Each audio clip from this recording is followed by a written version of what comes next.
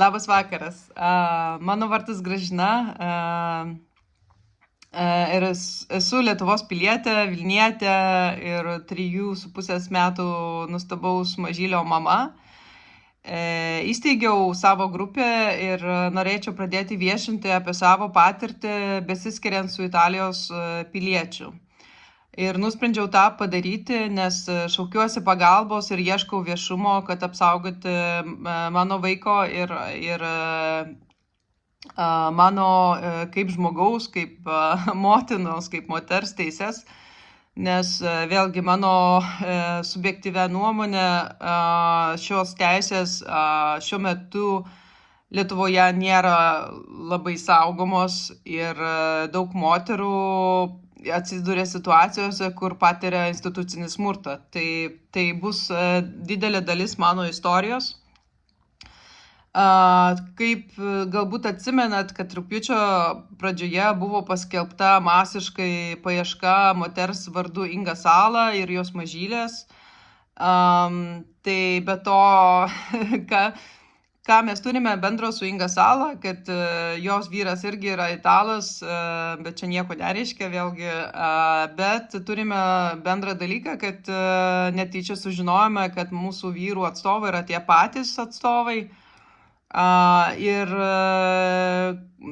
kol Inga dar kaip ir gyveno viešai, mes susidurdavom moterų centruose ir pradėjom pasakoti viena kitai apie tam tikras technikas ir mechanizmus, kurie buvo daromi teisiniuose procesuose.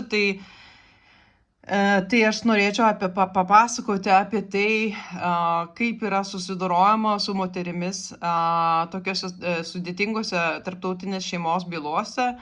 Kaip ir Ingai, man buvo iškelta vaiko grobimo byla, buvau apšmeižta, kad neteisėtai išvežiau ir neteisėtai laikau Lietuvoje tuo metu 14 mėnesių kūdikį. Apie tai irgi papasakosiu ir papasakosiu dėl labai šališko vaikų teisių atstovės pasisakymo toje byloje. Taip pat jums papasakosiu apie daug dalykų.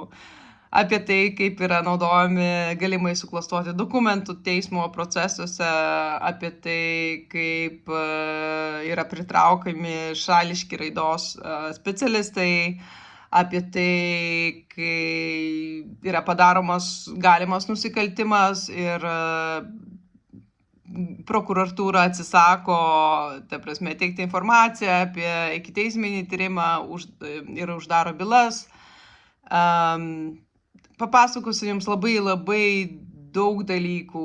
Dar papasakosiu apie technikas ir metodus, kaip jūsų teisiniai atstovai dirba prieš jūsų interesus. Tai irgi šitą papasakosiu. Tai yra didelė dalis mano istorijos.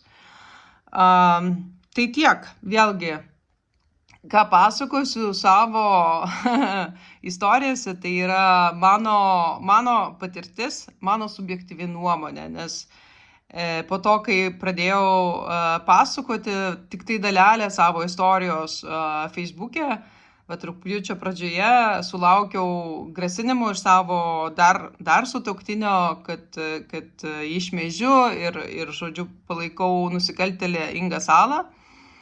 Ir kas įdomiausia, kad kai buvo paskelbta informacija, kad dalyvausiu spaudos konferencijoje, kuri buvo rugpjūčio 8 dieną suorganizuota Morganos Danielės, tai mano vyro teisinė atstovė, ta pati Mikelė Sala teisinė atstovė, nusprendė pasitraukti iš